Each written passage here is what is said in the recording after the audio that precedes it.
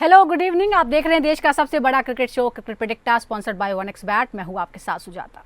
और T20 cricket के बारे में कहा जाता है कि यहां कभी भी कुछ भी हो सकता है, कोई भी एक मैच सब कुछ पलट सकता है। और ऐसा ही इस सीजन में देखने को मिला है। जबरदस्त फॉर्म के साथ शुरुआत करने वाली दिल्ली कैपिटल्स टॉप 4 में जगह नहीं बना पाई और प्लेऑफ से पहले ही बाहर हो गई है।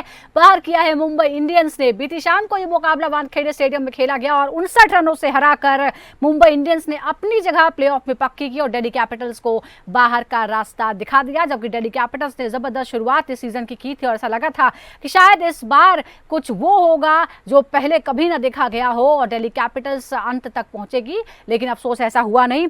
आपको बता दें कि टॉस हारकर पहले बल्लेबाजी करने उतरी मुंबई इंडियंस ने कितने रन बनाए? 100। आपको बता दें कि जो रन बनाए उसके बाद 180 रन बनाए और दिल्ली कैपिटल्स ने जवाब में 18.2 ओवर में सिर्फ 121 रन बनाए और ऑल आउट हो गई। मुंबई की तरफ से जसप्रीत बुमराह, मिचेल सैंटनर ने 3 विकेट लिए, तो वहीं ट्रेंट बोल्ट, दीपक चहर और विल जैक्स और कर्ण शर्मा को भी एक एक विकेट मिला। लेकिन ध्यान देना होगा कि अभी ग्रुप स्टेज में दोनों का एक एक मैच बचा हुआ है। 24 मई को दिल्ली को भिड़ना है पंजाब के साथ, वो मैच जो अधूरा रह गया था, और उसके बाद पंजाब के साथ ही भिड़ंत होगी मुंबई इंडियंस की भी। हालांकि अब इन मैचेस की कोई अहमियत नहीं रह गई है क्योंकि प्लेऑफ की पोजीशन जो है वो कंफर्म हो चुकी है। लेकिन आज जो मुकाबला होने वाला है उसके बारे में अब बात करते हैं, क्योंकि ये मुकाबला अब हार जीत से ज्यादा नंबर 1 पोजीशन को बरकरार रखने के लिए इंपॉर्टेंट है गुजरात टाइटंस के लिए, क्योंकि वो फिलहाल पॉइंट्स टेबल में नंबर 1 पर बनी हुई है और वो चाहती है कि वो पॉइंट्स टेबल पर ही नंबर 1 पर ही बनी रहे। लखनऊ सुपर जायंट्स उसके सामने है जिसका सफर खत्म हो चुका है और उसके पास एक मौका है कि अब उसके पास हार जीत का कोई सवाल नहीं है, हारने के लिए कुछ नहीं है, तो जीतने की वो कोशिश कर सकती है। लखनऊ सुपर जायंट्स शुरुआत में उसने स्ट्रगल किया, बीच में थोड़ी सी संभलती हुई नजर आई और उसके बाद फिर से टीम बिखर सी गई और अंत तक उसका वही हाल है। ये उसका सेकंड लास्ट मैच है। अगर आमने सामने की हम बात करें तो कुल मिलाकर 6 बार भिड़ंत हुई है इन दोनों ही टीमों की, जिसमें 4 बार गुजरात ने जीत हासिल की है। डोमिनेट जो है वो पूरी तरह से करती है। इस टूर्नामेंट की अगर हम बात करते हैं तो 12 में से 9 मैच जीतकर 18 अंकों के साथ टॉप पर है गुजरात टाइटंस। 5 मैच जीते हैं और 10 अंकों के साथ 7वें पायदान पर फिनिश किया है लखनऊ सुपर जायंट्स ने। ये जो है वो रिकॉर्ड हम आपको बता रहे हैं और क्योंकि हर बॉल की बहुत अहमियत है, हम एक एक एनालिसिस करने वाले हैं हर फेज की, चाहे वो बाउंड्रीज का प्रतिशत हो, इकोनॉमी रेट हो, नेट रन रेट हो, तमाम चीज़ों को हम डिटेल में बात करने वाले हैं। हमारे साथ 2 खास मेहमान जुड़ गए हैं। हमारे साथ हैं पूर्व क्रिकेटर और कमेंटेटर अतुल वासन और साथ ही पूर्व क्रिकेटर सेलेक्टर शरणदीप सिंह। दोनों का ही बहुत बहुत स्वागत है। शरणदीप जी, देखिए आज का जो मैच है, मैं समझती हूँ कि टूर्नामेंट में उसका कोई इंपॉर्टेंस नहीं है, क्या होगा क्या नहीं होगा, लेकिन गुजरात के लिए ये इंपॉर्टेंट होगा कि वो अपनी जगह जो है वो नंबर 1 बनाए रखे। लखनऊ के लिए होगा कि अब जब हार जीत का कोई सवाल नहीं है, कोई फायदा नहीं है, हारने के लिए कुछ है ही नहीं, तो जीत सकते हैं। जी देखिए, लखनऊ के लिए तो अभी भी बहुत कुछ है। 2 गेम्स पड़े हैं, अब एक अच्छा बेहतरीन प्रदर्शन कर सकते हैं। खासकर अगर ऋषभ पंत की बात की जाए तो बिल्कुल उनके लिए और 2 सुनहरे मौके हैं। एक अच्छी पारी खेले, टीम को विनिंग नोट पे इस सीजन को खत्म किया जा सकता है। सीजन उतना खराब नहीं गया, बट बीच में हाँ इनके मैचेस खराब हुए हैं। ये मैचेस जो जीत सकते थे वो नहीं जीते हैं। बहरहाल अब तो वो जो हिस्ट्री हो गई वो तो निकल चुकी है। जो प्रेजेंट में उनके सामने है उन चीजों को बेटर कर सकते हैं जी। और गुजरात टाइटंस की आपने बात की, उनके लिए उतना ही जरूरी है कि नंबर 1 पे फिनिश कर सकते हैं। वो नहीं चाहेंगे कि अपने अगले दोनों मैच वो कहीं ना कहीं हारे। वो अगर हारते हैं तो उनको मुश्किल होती जरूर है। बिल्कुल, देखिए ये मुश्किल अलग तरह की मुश्किल है, कि अलग तरह की टेंशन वाला जो कहते हैं ना हम, वो हो जाता है। आप जरा एक बार कंपैरिजन पर आ जाते हैं और सबसे पहले हम डॉट बॉल्स कितनी खेली और कितनी दी इसका कंपैरिजन करते हैं, क्योंकि एक एक बॉल का बहुत महत्व है टूर्नामेंट में और इस तरह के बदलाव जो है हो जाते हैं। गुजरात टाइटंस ने 35.87% जो है डॉट बॉल्स का उसका रिकॉर्ड है। लखनऊ का जो है वो सबसे खराब है, 30.31, यानी जब बॉलिंग करते हैं तो सबसे कम डॉट बॉल्स, ज़्यादातर रन ज़्यादातर बॉलों पर खा लेते हैं। अगर हम गुजरात का सर्वश्रेष्ठ नेट बॉल, सबसे कम डॉट बॉल्स के हिसाब से गुजरात का जो है वो 8.15 है। लखनऊ का दूसरा सबसे खराब है, माइनस में। अतुल जी, मुझे पता है कि आप बहुत ज़्यादा डिटेल और इस तरह के जो आंकड़े हैं आपको उनमें मज़ा नहीं आता है, लेकिन आजकल सब चीज़ें इसी तरह से डिसाइड करते हैं, स्ट्रैटेजी इसी तरह से बनाते हैं। तो ये नेट डॉट बॉल प्रतिशत जो है वो 8.15 इस सीजन में सबसे बेहतरीन है गुजरात का। इसमें कितना श्रेय आप देंगे टॉप ऑर्डर्स की आक्रामक सोच को और गेंदबाजों को, जिस तरह की डिसिप्लिन, यानी सबसे बैलेंस टीम जो है वो गुजरात है, शायद इसीलिए वो फिलहाल टॉप पर है। नहीं, सही बात है, क्योंकि जब से आए हैं आईपीएल में तब से देखिए, और मुझे लगता है कि आशीष नेहरा के बारे में कह सकते हैं फास्ट बॉलर है। ऐसे हमारे एक धारणा ऐसी है इंडिया में कि जो फास्ट बॉलर्स होते हैं ना, वो कप्तान नहीं बनाते, क्योंकि कहते लगता है थोड़ा सी अकल कम है। पर आशीष नेहरा ने बताया कि कुछ ना कुछ एक्सपेक्टर जरूर उसके पास है, क्योंकि आते ही जीते हैं, उसके बाद फाइनल खेले और फिर से इतनी जिस तरह की भी टीम बनी उनकी दोबारा ऑक्शन के बाद, फिर से उन्होंने कॉम्बिनेशन एकदम से ढूंढ लिया। और आई थिंक ये कॉन्फिडेंस जो है ना, एक फीलिंग रहती है कैंप में जी। और शुभमन गिल की जो फॉर्म है और साई सुदर्शन जो वो तो देखिए आप ऐसे नहीं कह सकते कि उनकी वजह से है, पर कई बार क्या होता है, you hit the ground running. और गेंदबाजी में प्रसिद्ध कृष्णा जिस तरह गेंदबाजी करे, हालांकि राशिद जो है खान जो है उनके ट्रम्प कार्ड थे, वो ज्यादा कुछ करा नहीं उन्होंने इस बार, पर फिर भी उन्होंने कोप अप किया। तो लखनऊ को तो मुझे लगता है कैचअप करना पड़ेगा, क्योंकि इस समय टाइटंस जो है ना वो टाइटन की तरह खेल रहे हैं। और हालांकि आप जो स्टैटिस्टिक्स की बात कर रहे हैं, अभी आपको बता दो एक खबर लेटली कि इंग्लैंड ने अपने दोनों एनालिस्ट को निकाल दिया जो नौकरी से। उन्होंने कहा छोड़िए सारा डेटा, अब दोबारा से पुराने जमाने की क्रिकेट आ जाएगी। और ब्रेंडन मैकलम ने कहा है कि अपने इंस्टिंक्ट से देखिए, क्रिकेट के जो सेंस है वो यूज करिए, ये डेटा वेटा को साइड करिए। अतुल जी, आप तो ये हमारे लिए बड़ी मुश्किल की बात कह रहे हैं। ऑब्वियसली हमें ये जो खबर है वो बहुत अच्छी नहीं लग रही है। एक बार फिर से आ जाते हैं, फिर आंकड़ों पर ही आ जाते हैं, क्योंकि हम उसी के स्पेशलिस्ट हैं।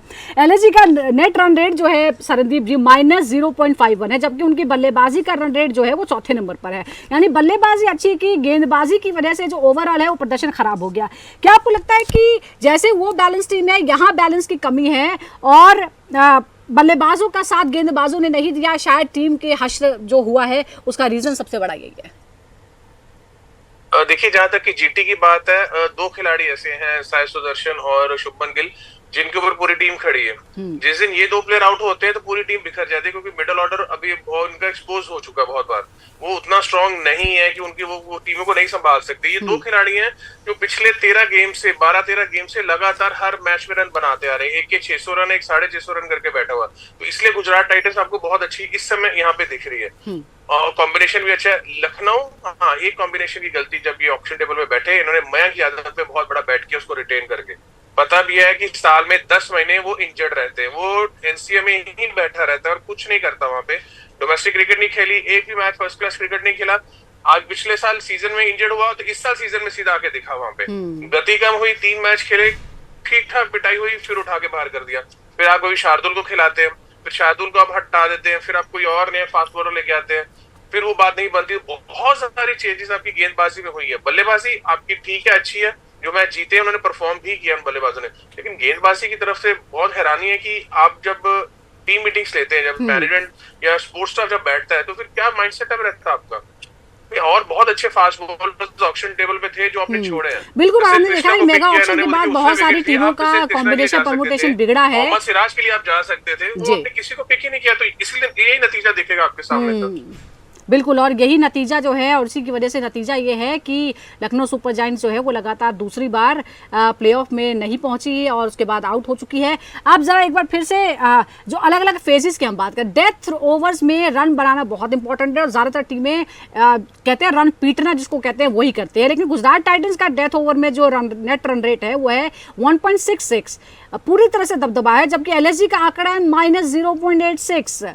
क्या अतुल जी, आपको ये लगता है इन आंकड़ों को देखते हुए जो आखिरी 5 ओवर हैं वही फैसला करते हैं और आज भी कर सकते हैं कि मैच किस तरफ जाएगा, या पहले ही पता चल जाएगा? देखिए, पहले तो डिपेंड करता है कि कितना जो चेस कर रही टीम। हमने देखा है कि जब 180-90 के स्कोर का चेस है तो बड़ी तसल्ली से चेस हो रहा है, 200 भी आराम से पहुंच रहे, कोई जल्दबाजी नहीं दिखा रहे। तो ये आजकल ये एक टेम्पलेट सेट हो गया है कि अगर आपने जैसे कल भी देखे जो आखिरी में जो रन खाए दिल्ली ने और ऐसी विकेट पे, तो मैच बिल्कुल वो लास्ट के 2 ओवर में बिल्कुल प्लेट पे दे दिया आपने मुंबई को। और ऐसा अगर करेंगे एकदम से मेल्ट डाउन जो है, अगर वो कोई भी गेंदबाज के साथ हो सकता है, पर ज्यादातर अगर सीजन में होता रहे तो ये दिक्कत है आपको। सरन ने बिल्कुल सही कह रहा है कि मुझे लगता है कि पता नहीं क्या एक हमारा यहाँ पे एक नैरेटिव है इंडिया में कि किसी गेंदबाज ने अगर डाल दी तेज गेंदबाजी तो उसको तो ऐसे लगता है कि पता नहीं कौन सा दोबारा से विष्णु भगवान उतर के आ रहे हैं, और वो बेचारा वो उस चक्कर में तेज के चक्कर में मार भी खाता रहता है। और मैं आपको एक पूरी 11 बना दूंगा ऐसे बॉलर्स की, और फिर वो क्या होता है, उसको पैसे मिलते हैं, वो फेमस हो जाता है, इंस्टाग्राम पे सारे फॉलोअर्स आ जाते हैं, पर वो बॉलर तो वही है। ओवरनाइट वो एकदम से वो नहीं हो गया जो आपकी एकदम से परसेप्शन हो गई है। तो उसका प्रेशर क्या, इतने गेंदबाज हमने इतने खिलाड़ी खो दिए इस ओवर एस्टिमेशन के चक्कर में। और देखिए पहले जब बोर्ड की क्रिकेट होती थी तब वो थोड़ी सी मेच्योरिटी थी। अब क्या है कि ये तो कंपनी है, कहां से सीईओ की रिटर्न आ गई, वहीं से तेल निकला है, कंपनी का शेयर बढ़ गया, तो उन्होंने वहां के उसको सीईओ को उठा के 4 गुना पैसे में रख लिया। ऐसा होता नहीं है, you have to actually have a long track record. तो इसलिए मुझे लगता है कि कई टीमों ने थोड़ी सी, और सभी टीमें ऑप्शन के बाद खुश गई हैं घर पे, इससे पूछो बहुत बढ़िया रही ऑप्शन, हमने कमाल कर दिया, हमारी टीम बेस्ट है, लीजिए रिकॉर्ड देखिए। अब बिल्कुल, आप दोनों ही क्योंकि खुद खिलाड़ी हैं तो इस बात को और बॉलिंग के परसेप्शन से आप बहुत अच्छे से इस बात को समझ सकते हैं कि किस तरह का दबाव होता है और इंजरीज के ज़्यादातर जो हैं वो क्यों शिकार हो जाते हैं गेंदबाज, जिन पर दबाव रहता है कि और ज़्यादा तेज़ वो अपनी बॉलिंग को करे। इस बीच जरा बैटर्स के स्ट्राइक रेट पर आ जाते हैं। साई सुदर्शन, शुभमन गिल और जोस बटलर ज़बरदस्त जो है वो डोमिनेट वो करते हुए नजर आए। तीनों का स्ट्राइक रेट जो है 155 के पार, 600 रन साई और शुभमन बना चुके हैं। जोस बटलर पिछले मुकाबले में नहीं खेल पाए तो 500 रन फिर भी वो जो बना चुके हैं। क्या आईपीएल 2025 में जीटी का टॉप ऑर्डर सबसे ज्यादा संतुलित है, सबसे ज्यादा आक्रामक है सरनदीप जी? डेफिनेटली, और वो आपको रिकॉर्ड्स दिख ही रहे हैं उनके कि जिस तरह से वो जीटी के ओपनर्स जो है जो जिस तरह से प्रदर्शन कर रहे हैं, वो इसलिए है कि अगर आप साई सुदर्शन की बात करें तो आप उसका डोमेस्टिक रिकॉर्ड देखें ना, उतना ही अच्छा है। वो हर साल सीजन में 800-900 रन बनाता ही है, तो एक अच्छी फॉर्म में लगे हुए वो आके यहाँ पे खेलना शुरू करता है। और अगर हम उनका खेलने का तरीका देखें ना, वो कोई ऐसा बड़ा हिटर नहीं है, वो कोई छक्कों में रिलीज नहीं करता, वो बाउंड्रीज के साथ ही गेम खेलता है, और एक बाउंड्री एक सिंगल, एक बाउंड्री एक सिंगल। आप उनका पैटर्न देखेंगे शुभमन गिल दोनों का, तो इसी तरीके से गेंद खेलते हैं। 100 भी बनाया तो उसमें सिर्फ 2 ही छक्के थे, उसमें से 10-12 चौके मारते हैं। तो ऐसी क्रिकेट खेल के भी आप एक अच्छे स्ट्राइक रेट से रन बना सकते हैं। अब कभी इन दोनों को बल्लेबाजी करते देखिए, लगता नहीं कि कोई गेंदबाज इनको बीट भी कर सकता है, क्योंकि वो मौका ही नहीं देते हैं। और एक होता है कि जब आप प्रैक्टिस करते हैं ना, तो प्रैक्टिस हम लोग नॉर्मली सब बोलते हैं कि यार अच्छे बॉल को छोड़ के, अच्छे बॉल को जब आप चौका मारना शुरू करते हैं, अच्छी लेंथ पे मारना शुरू करते हैं, फिर आपकी गेम रेस होती है। खराब गेम पे तो हर कोई मारता है, अच्छी गेंद को आपको वो चौके मारने, फिर आपका क्या होता है, गेम रेस होनी शुरू होती है, जो जीटी की दोनों ओपनर्स इस समय हमें दिखा के कर रहे हैं, शुभमन गिल और साई सुदर्शन। और कहीं ना कहीं साई सुदर्शन मुझे अब आने वाले इंग्लैंड दौरे पे ओपन करते भी दिख रहे हैं आपको। जी, तो चलिए ये भी जो ऐलान है वो यहाँ से हो गया है। देखिए, एक तरफ हमने पॉजिटिव बात की है, लेकिन अतुल जी दूसरा जिस पर सबसे ज्यादा निगाहें थी, आपने गेंदबाज पर दबाव की बात की थी, एक बल्लेबाज जो शायद इतनी बड़ी बोली के दबाव में ही धराशायी हो गया, ऋषभ पंत। 12.27 का औसत, 100 के आसपास का स्ट्राइक रेट। क्या एलएसजी ने ये एक्सपेक्ट किया था, और उनका रोल आज क्या आपको नजर आता है, या आपको लगता है कि अब एलएसजी को ऋषभ पंत से आगे बढ़कर कुछ और देखने की जरूरत है? देखिए, ऋषभ पंत को तो गौतम गंभीर भारी पड़ गए। मुझे लगता है कि इस खिलाड़ी की अगर आपने देखे, उसका जो एक्स फैक्टर है उसकी बैटिंग का, वो है कि वो कहता है कि मैं मैच विनर हूं, मैं मैच जिताऊंगा। अगर आपने उस खिलाड़ी को मार्जिनलाइज कर दिया और एक उसका फ्लो तोड़ दिया, जिस तरह से उसने कमबैक किया और वो जिस तरह के फॉर्म में था, मैच विनर है, आपने एक नैरेटिव चेंज करके, चलिए टीम की जो नीति है उस लिहाज से, पर आपने सोचा नहीं कि ये खिलाड़ी के ऊपर कितना डेट्रीमेंटल इफेक्ट होगा, और उसका नतीजा ये कि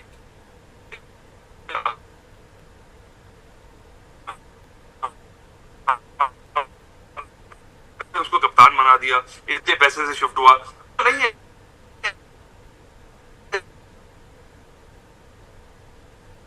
तो मुझे लगता है कि Indian team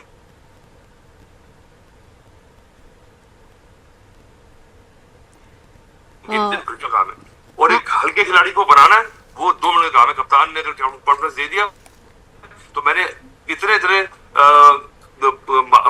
medium talented players को ग्रेट प्लेयर बनते देखा है, और बड़े बड़े ग्रेट प्लेयर्स को जीरो होते देखा है, जस्ट बिकॉज कि उनको किस तरह से ट्रीट किया गया और उनको किस तरह से कॉन्फिडेंस दिया।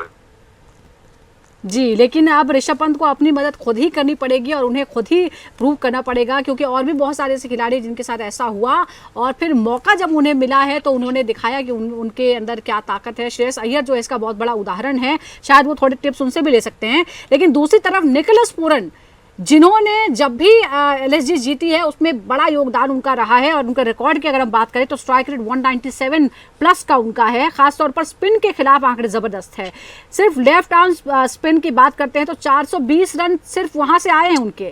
क्या सरनदीप जी आपको लगता है कि इस टूर्नामेंट में सबसे खतरनाक स्पिन हिटर के तौर पर उभरे हैं निकोलस?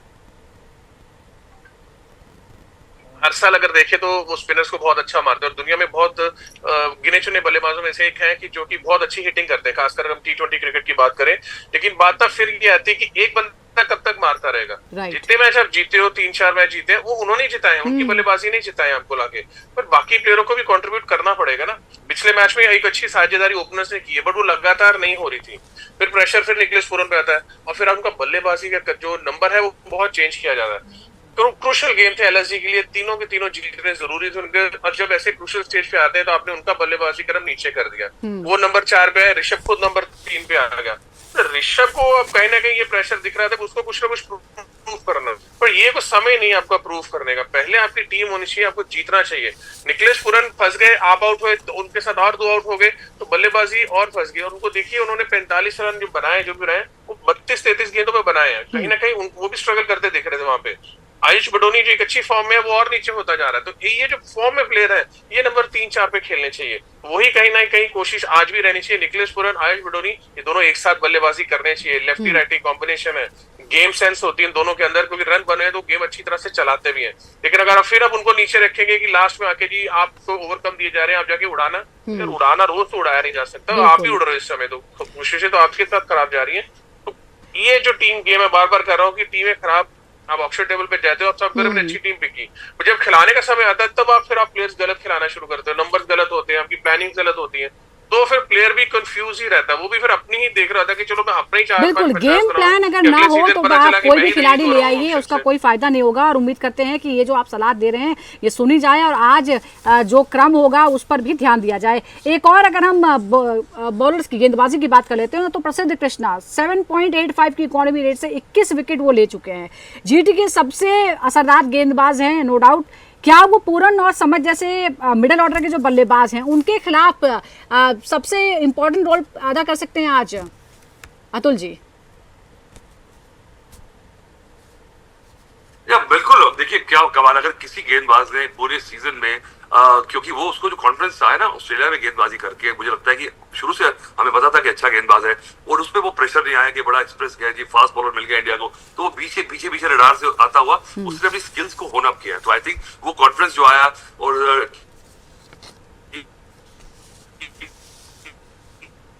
के साथ रहा, आई थिंक दैट अपनी फिटनेस, वो उसने अपने आप देखे, कभी उसने अपने आप को ओवर एक्सटेंड नहीं किया, तो उसको बड़ा अच्छा आइडिया अपनी घर से कम अगर आप गेंदबाजी करी आपने पूरे सीजन में, तो आपने तो कमाल कर रही है। आई थिंक इससे बेटर अगर रिकॉर्ड देखें तो शायद बुमराह का ही होगा वर्ल्ड कप में, क्योंकि ऐसे नॉर्मली कोई 8 रन से नीचे, क्योंकि अगर 8 रन से नीचे कोई गेंदबाज दे रहा है तो आप समझिए कि दूसरी टीम 150 जी 60 बना रही है, पर बाकी लोग इतना फोकस में, क्योंकि अगर इनके 3 बल्लेबाज जो हैं, जॉस बटलर और गिल और सुदर्शन, अगर वो कहीं जल्दी गिरे तो पीछे अगर नाम देखे ना आप, तो फिर आपको लगता है ये क्या टीम ही खत्म हो गई है, पर वो नीचे की नौबत आने नहीं दे रहे और गेंदबाज अपना काम कर रहे हैं, तभी टीम अच्छा कर रही है। बिल्कुल, देखिए बैलेंस जो है वो इसीलिए काम कर रही है। लखनऊ की तरफ से भी दिग्विजय राठी ने अच्छा परफॉर्मेंस किया है, लेकिन वो आज खेल ही नहीं रहे हैं, उन पर बैन लगाया गया है एक मैच का। लेकिन इस बीच एक और जो इम्पोर्टेंट बात है उस पर भी हम नज़र डाल लेते हैं। जीटी की अगर हम पेस बल्लेबाजी की बात करें तो जो रन बनाते हैं वो पेस के खिलाफ 10.13 है, स्पिन के खिलाफ 9.98 है, मतलब लगभग बराबर है। एलएसजी को किस तरह की गेंदबाजी आप करनी चाहिए सरनदीप जी, क्योंकि आपने सजेशन अभी दिए हैं, आप ये भी बता दीजिए कि किस तरह की गेंदबाजी उनको अपनानी चाहिए कि कोई लगाम लगा सकें वो जीटी के खिलाफ? देखिए, जब एक टीम के बल्लेबाज सबसे अच्छी फॉर्म में होते हैं तो आप उनको लगाम नहीं लगा सकते, रन नहीं रोक सकते।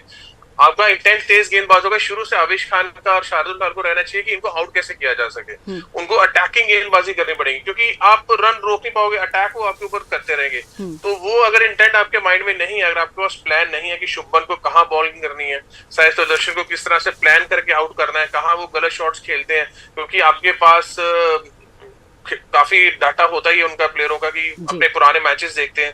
और पिछला मैच इन्होंने देखा होगा जहां पे दोनों आउट ही नहीं हुए, तो कहाँ नहीं आउट है, कहीं ना कहीं तो गलती करते होंगे, कहीं ना कहीं खराब शॉट होते होंगे, इनसाइड एज लगते होंगे या जल्दबाजी करते होंगे। जहीर खान है, जस्टिन लैंगर, दुनिया के सबसे मोस्ट स्मार्ट क्रिकेटिंग माइंड्स आपके पास है, तो वो एक प्लान दिखना चाहिए अंदर कि हाँ आप कुछ प्लान करके अंदर आ जा रहे हो।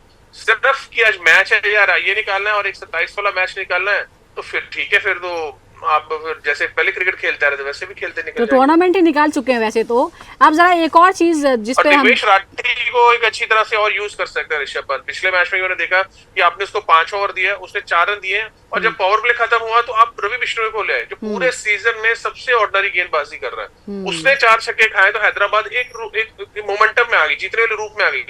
200 रन एक अच्छा टारगेट होता है, वो ऐसा नहीं कि इजीली बन जाए, बट आपके अगर बॉलिंग चेंज इतनी खराब करेंगे तो दिग्वेश राठी को भी नहीं पता कि यार मुझे पावर प्ले में डालना है, या कभी भी आप चलते चलते अच्छा यार इतने 4 छक्के बढ़ गए, राठी तू आ जा। नहीं, राठी को पता होना चाहिए कि मैं 8 ओवर डाल रहा हूँ, मैं 10 ओवर डाल रहा हूँ, 12 डाल रहा हूँ, और मैं किस लिए डाल रहा हूँ, आउट करने के लिए। उसके पास वो लिबर्टी होनी चाहिए कि अगर रन लग भी जाए बिल्कुल तो आक्रामक गेंदबाजी करनी होगी अगर किसी तरह का कंट्रोल आज करना है, क्योंकि बहुत ही बैलेंस और बहुत ही संयम के साथ गुजरात टाइटंस खेल रही है। एक आखिरी सवाल मैं आपसे पूछूंगी अतुल जी, यहाँ जिस तरह का हम मुकाबला देख रहे हैं दोनों टीमों के बीच, परफॉर्मेंस के हिसाब से दोनों एक दूसरे से बिल्कुल उलट नजर आती हैं, लेकिन आपको क्या लगता है कहाँ आज मुकाबले का फैसला हो सकता है, कौन से वो डिपार्टमेंट है और एक्स फैक्टर कौन सा खिलाड़ी साबित हो सकता है आज के मैच में?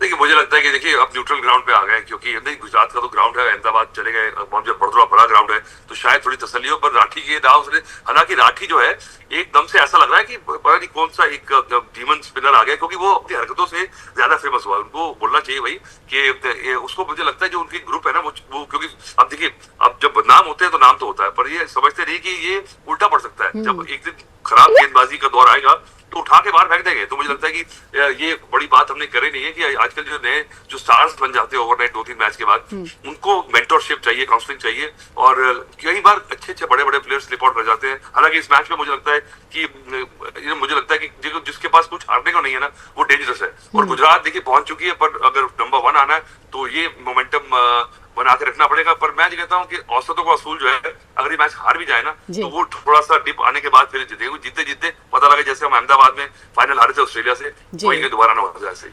चलिए बहुत बहुत शुक्रिया। तो बहुत सारे सवाल हैं, लेकिन अनडाउटेडली गुजरात जो है वो जबरदस्त फॉर्म में है, वो अपनी नंबर 1 की पोजीशन को और कंसोलिडेट करना चाहती है। तो लखनऊ के पास हारने के लिए कुछ नहीं है, उसके पास ये मौका है कि जो स्ट्रैटेजी अभी तक उसने नहीं मानी है कम से कम उस पर थोड़ा सा काम करे, कुछ चेंजेस करे, और देखे कि आखिरी 2 मैच जो बचे हैं वो उसमें किस तरह से विदाई लेती है। बहुत बहुत शुक्रिया आपका अतुल जी, सरनदीप जी आपका भी बहुत बहुत शुक्रिया, दर्शकों का भी बहुत बहुत शुक्रिया। इसी तरह से लगातार जुड़े रहिए क्रिकेट प्रेडिक्टर के साथ।